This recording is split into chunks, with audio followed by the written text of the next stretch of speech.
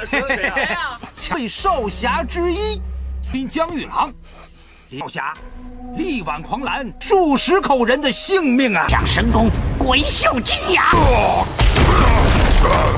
吃我一掌！妇女，这话我建议你当着面会想。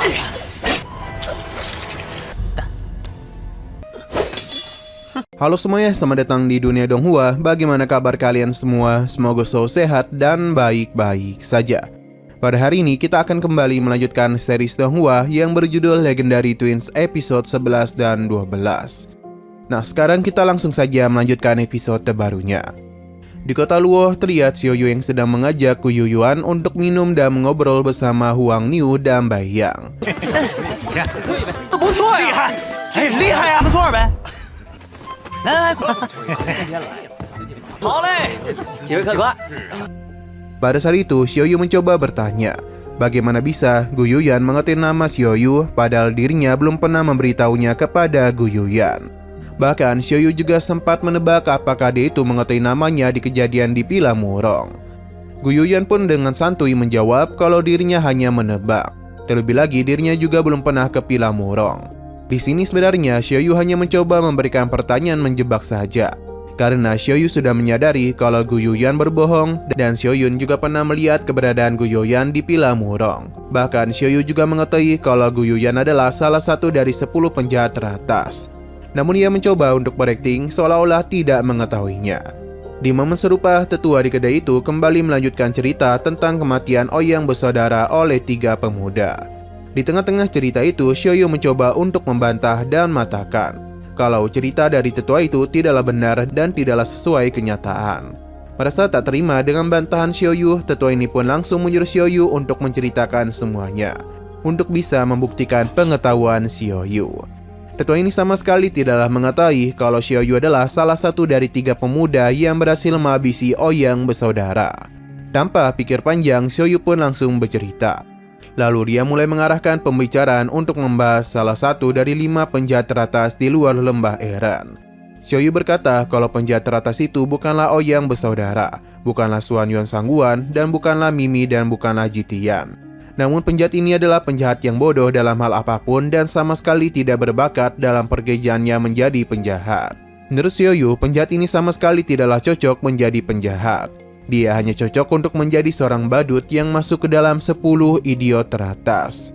Ketika itu, Gu Yuyan tampak merasa kesal dengan cerita Xiaoyu karena dia tahu kalau Xiaoyu sedang mengolok-ngolok dirinya. Oleh karena itu, Gu Yuyan pun langsung menghentikan Xiaoyu dengan cara memberitahu kalau Xiaoyu adalah salah satu dari 3 pemuda yang menjadi pahlawan dalam mengalahkan Ouyang bersaudara. 我这二愣子气急了，害人也不出个10大傻人的榜。各位乡亲，俺被少侠之一，兵江玉郎，少侠力挽狂澜数十口人的性命啊！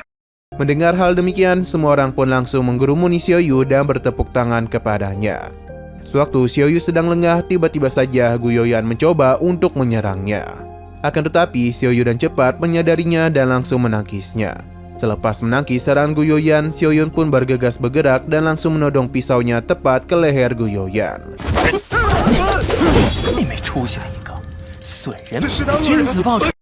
Merasa situasi mengancam dirinya, Gu Yuyan pun langsung mencoba melarikan diri dengan memanfaatkan bom asap. Menyadari kalau dia ingin kabur, Xiaoyu pun meminta Huang Niu dan Bai Yang untuk membantunya menangkap Gu Yuyan. Atas perintah dari Xiaoyu, Huang Niu pun segera menyerap seluruh asap itu, lalu ia mulai meraung yang membuat Gu Yuyan terpental. Sementara itu, Bai Yang juga ikut turun tangan untuk menyerang Gu Yuyan, sehingga dia pun tidak dapat pergi kemana-mana lagi.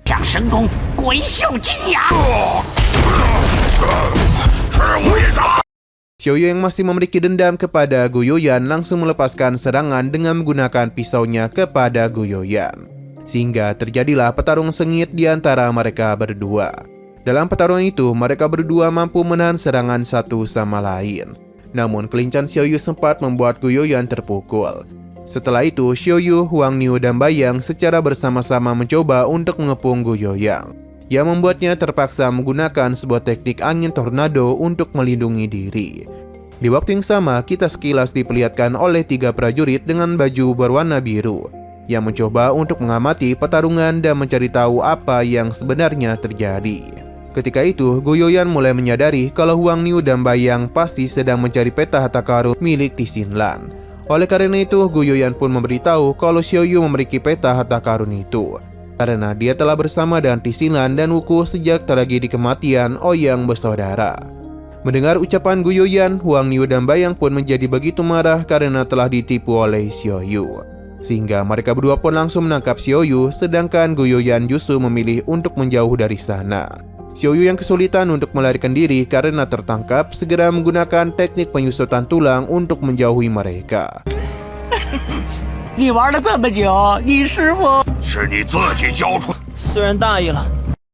Melihat hal demikian, Huang Niu dan Bayang pun secara bersama-sama mengejar sambil melepaskan serangan ke arah Xiaoyu. Pada saat itu, Xiaoyu hanya bisa menghindari serangan mereka, sebab Xiaoyu sama sekali tidaklah mampu untuk melawan mereka berdua sekaligus.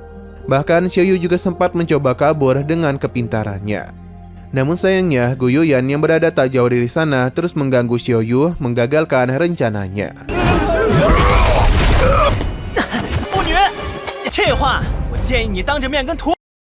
Tak terima dengan hal demikian, Xiaoyu pun mencoba mencari-cari dan mengejar Goyoyan yang sedang bersembunyi. Di saat Xiaoyu berusaha mengejarnya, Huang Niu dan Bayang terlihat terus berusaha menangkap Xiaoyu. Tak berselang lama, Xiaoyu pun melihat Goyoyan yang masuk ke dalam sebuah rumah. Hingga pada akhirnya mereka pun dengan sangat cepat menerobos ke rumah tersebut. Di sana bukannya menangkap Goyoyan, sebaliknya Goyoyanlah yang justru berhasil menangkap Xiaoyu dan memasukkannya ke peti mati, lalu menyerahkannya kepada Huang Niu dan Bayang. Pada saat itu, Xiaoyu tidak dapat pergi kemana-mana lagi, karena Huang Niu telah memegang tubuhnya dengan sangat erat. Lalu Bayang pun mencoba untuk menghabisinya dan memaksa Xiaoyu untuk memakan racun miliknya. Selepas meminum racun itu, Xiaoyu tiba-tiba saja kehilangan kesadaran. Akan tetapi, tindakan itu hanyalah sebuah akting saja. Dan Goyoyan yang menyadari hal itu langsung membongkar tipuan kecil dari Xiaoyu. Tak berhenti sampai di situ, Bayang kemudian kembali memaksa Xiaoyu untuk menelan puluhan racun yang ia simpan. Hingga akhirnya Xiaoyu pun menjadi begitu sekarat. Melihat hal demikian, Goyoyan pun merasa kalau kematian akan menjemput Xiaoyu sebentar lagi. Oleh karena itu, ia dapat pergi dari sana dengan tenang. 好兄弟，那下辈子再别忘了。 Sesudah Goyoyan pergi demi mengamankan peta harta karun milik Tixinlan, Xiaoyu pun memutuskan untuk menelan peta harta karun tersebut. Xiaoyu kemudian memberitahu kalau sebelumnya ia sempat menanamkan sebuah racun kepada Huang Niu dan Bayang, yang semakin lama akan merusak tulang rusuk mereka, terkhususnya tulang rusuk kelima. Mendengar perkataan Xiaoyu, Huang Niu dan Bayang pun bergegas memeriksa tulang rusuk kelima mereka. 都快死了。 我就是在骗人，家的乳根保障，什么事都没有。 Dan benar saja di momen itu, mereka benar-benar merasakan rasa sakit pada tulang rusuk kelima. Xiaoyu lalu memberitahu kalau racun itu sangatlah langka, yang memiliki penawarnya hanyalah Tu Jiao dan dirinya saja. Hal demikian membuat mereka panik, hingga akhirnya mereka berdua pun memutuskan untuk menyelamatkan Xiaoyu dan memberikan penawar racun kepadanya. 快把枪拿出来！快！主啊，少爷！ Selepas Xiaoyu berhasil sembuh dengan penawar racun itu, dia pun langsung memberikan penawar racun kepada mereka. Setelah meminum penawar racun milik Xiaoyu, Huang Niu dan Bayang pun mengaku kalau tulang rusuk mereka tidak terasa sakit lagi. Kemudian mereka berdua kembali berniat untuk menghabisi Xiaoyu. Namun belum sempat melakukannya, tiba-tiba saja mereka tumbang dan sekarat. Hingga pada akhirnya meninggoy begitu saja.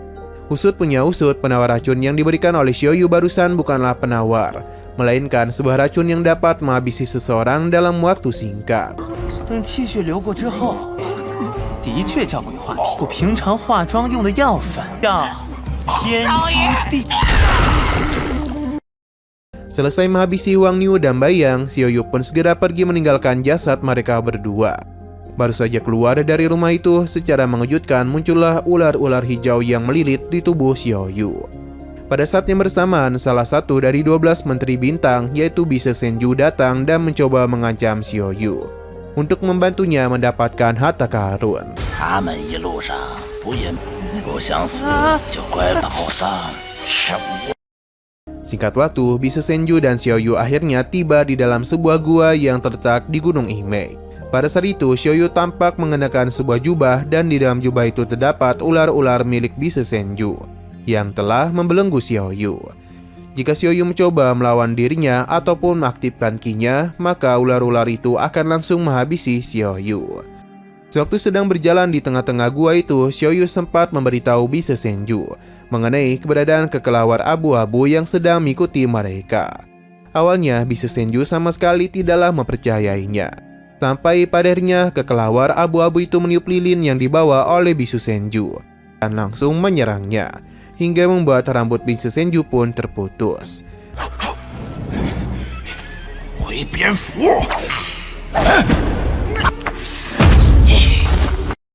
Dan berhenti sampai di situ, kekelawar abu-abu kembali menyerang ke arah Bise Senju. Untung saja dia masihlah berhasil untuk menggunakan ilusi dan menghindarinya. Dan berhasil menyerang Bise Senju, kelawar abu-abu kemudian mulai menyerang ke arah Xiaoyu. Dan saat itu pula Xiaoyu mulai menyadari kalau mata kekelawar ini buta dan hanya bisa mengandalkan pendengarannya saja. Meskipun begitu, pendengaran yang dimiliki oleh kekelawar abu-abu ini sangat tajam dan bahkan lebih tajam dari penglihatan mata seseorang. Sehingga sedikit bergerak saja, kelawar abu-abu langsung dapat mendeteksi pergerakan seseorang. Lantas Xiaoyu pun mencoba untuk terus berlari dan terus mengganggu pendengaran kekelawar abu-abu sambil menghindari serangannya. Di tengah-tengah upayanya itu, secara mengejutkan Xiaoyu itu nyaris tertangkap dan dihabisi oleh kekelawar abu-abu yang dengan cepat menyerang Xiaoyu. Di waktu yang sama, Bise Senju mencoba memanfaatkan kesempatan itu untuk menghabisi kekelawar abu-abu dari arah belakang. Namun sayangnya bukan kelawar abu-abu yang dihabisi, justru Bise Senju lah yang tewas karena tertusuk oleh pedang sayap milik burung hantu utara yang muncul secara tiba-tiba. Usut punya usut, kelawar abu-abu dan burung hantu itu adalah dua orang sahabat yang merupakan bagian dari 12 menteri bintang yang sedang bekerjasama untuk mencari harta karun legendaris Yanantian. Melihat Bise Senju yang meninggoy, Xiaoyu pun menjadi begitu terkejut dan sama sekali tidak menyangka akan keberadaan burung hantu utara. Di situasi yang tidak menguntungkan itu, Xiaoyu pun mencoba menenangkan kekelawar abu-abu dan burung hantu utara dengan mengatakan kalau dirinya adalah penggemar yang telah mengagumi mereka berdua sejak lama. Akan tetapi kata-kata dari Xiaoyu taklah dipedulikan oleh burung hantu, sehingga burung hantu sempat mencoba untuk menyerangnya sebelum dihentikan oleh kekelawar abu-abu.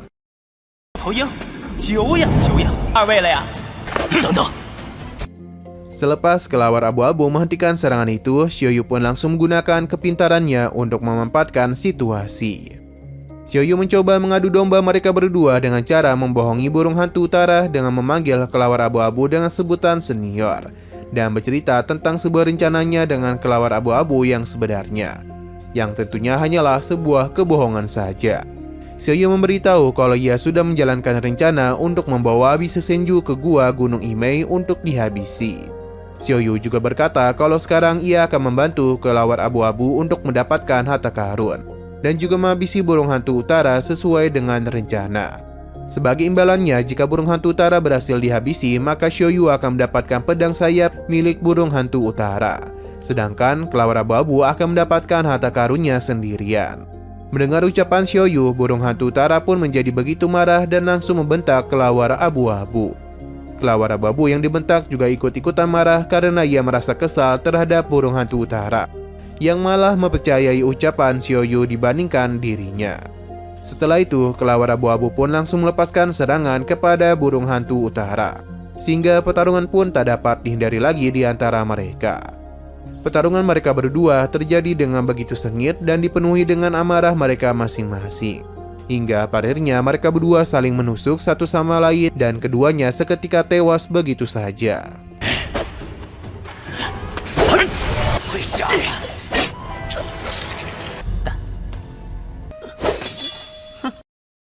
Sementara itu di pintu masuk gua, terlihat Tuko dan Tixinlan secara tak sengaja menemukan banyak mayat yang sedang memegang sebuah peta harta karun, yang mana semua peta harta karun itu sama persis.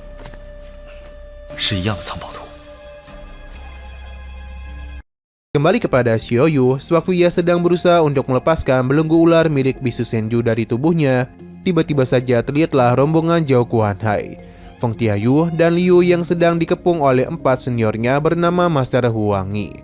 Pada saat itu, Master Huang Ji, Xiao Yunjushi, Xiao Qingbao, dan Su Tianan mencoba untuk menghabisi rombongan Zhao Guanhai, Feng Tianyu, dan Liu, dengan tujuan karena mereka tak ingin berbagi harta karun. Tanpa menunggu waktu lama lagi, mereka berempat pun langsung saja bersama-sama mengaktifkan sebuah formasi pembunuh. Belum sempat menyelesaikan formasi pembunuh, mereka berempat seketika saja terkejut melihat mayat kelawar abu-abu, burung hantu utara, dan bisu Senju. Hal demikian membuat mereka menyadari bahwa ada seseorang yang diam-diam bersembunyi di sekitar mereka, sehingga mereka pun langsung berteriak menyuruhnya untuk keluar. Xiaoyu yang sedang bersembunyi di dalam batu pun mau tak mau terpaksa keluar karena keberadaannya sudah ketahuan. Ketika itu, Xiaoyu tidaklah mengungkapkan identitas aslinya. Ia justru berpura-pura menjadi seorang sepuh dengan nama Lehose. Xiao Yunjushi, Xiao Qingbao, dan Su Tianan sama sekali tidaklah takut akan keberadaannya. Sebaliknya, ia justru mencoba mengajak rombongan Zhao Guanhai, Feng Tianyu, dan Liu untuk bersama-sama menyerang Xiaoyu. 有道理。不但不许你们抄，既能除去夺宝的，这样划算的买卖，是吗？ Tanpa banyak basa-basi lagi, serangan pun dimulai oleh Xiao Qingbao yang mengarahkan tombak ke arah Xiaoyu. Tak tinggal diam saja dan menggunakan pedang sayapnya, Xiaoyu langsung mematahkan tombak tersebut. Namun sayangnya, pedang sayap Xiaoyu juga harus mengalami hal yang sama seperti tombak milik Xiao Qingbao. Tak berhenti sampai di situ, beberapa rombongan dari Zhao Guanhai pun sempat mencoba untuk menyerang. Akan tetapi mereka semua harus meninggoy dalam sekejap karena diserang oleh ular-ular yang berada di tubuh Xiaoyu.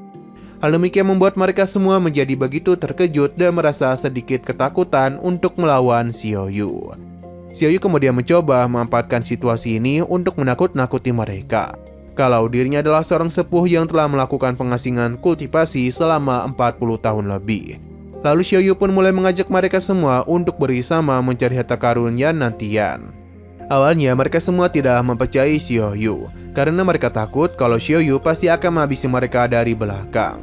Di tengah-tengah gua yang begitu gelap, pelantas Xiaoyu pun memutuskan untuk memimpin perjalanan ke titik lokasi dengan berjalan di depan sendirian, sehingga mereka tidaklah perlu takut terhadap dirinya.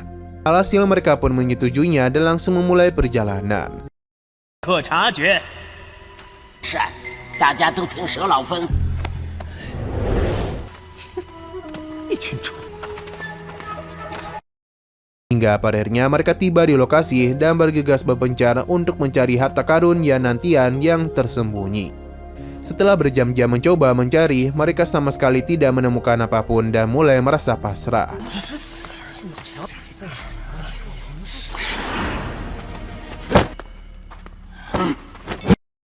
Di momen serupa, Xiao Qingbao secara tak sengaja memukul salah satu bebatuan yang membuatnya terbuka ke lorong misterius menuju bawah tanah. Setelah itu mereka semua segera menyusuri lorong menuju bawah tanah itu hingga akhirnya tiba di sebuah tempat terlarang milik pemimpin sekte Imei yakni Chuling.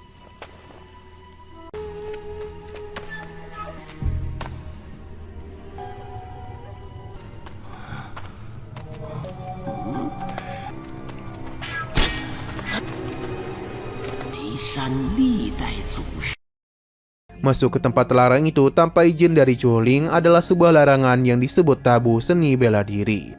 Meskipun begitu, mereka sama sekali tidaklah mempedulikannya dan tetap ngotot untuk mencari harta karun Yan Nantian yang kemungkinan bersembunyi di tempat tersebut.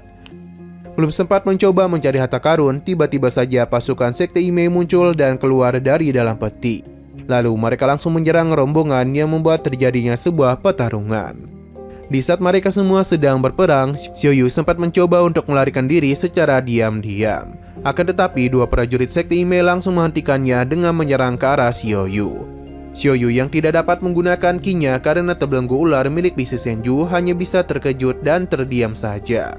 Pada saat yang bersamaan, secara mengejutkan, Huku muncul dan langsung menyelamatkan Xiaoyu. Tak berhenti sampai di situ dan saat cepat Huku mengayunkan pedangnya ke seluruh rombongan maupun seluruh prajurit sekte Imei, yang membuat senjata mereka terjatuh secara bersama-sama, sehingga peperangan pun terhenti begitu saja. Sontak Xiaoyun Juxi menjadi sangat terkejut dan memanggil Luko dengan sebutan Jiang Feng. Xiaoyun Juxi memanggilnya dengan nama Jiang Feng adalah karena penampilan Luko yang memang benar-benar mirip dengan Jiang Feng. Sementara itu, Xiaoyu yang mendengar nama Jiang Feng seketika merasa kaget dan mulai membisu. Nah, sayang sekali lagi seru-serunya, episodenya pun harus bersambung dulu. Oke, sekian dulu pada video kali ini. Untuk video selanjutnya akan segera hadir. Jadi bagi kalian yang ingin mengikuti series ini, langsung saja klik subscribe dan aktifkan loncengnya. Terima kasih yang sudah menonton video sampai habis. Jika kalian suka pada video ini, klik like dan share ke teman-teman kalian tentang channel ini, dan ditunggu aja kelanjutannya. Oke, sampai jumpa di video selanjutnya.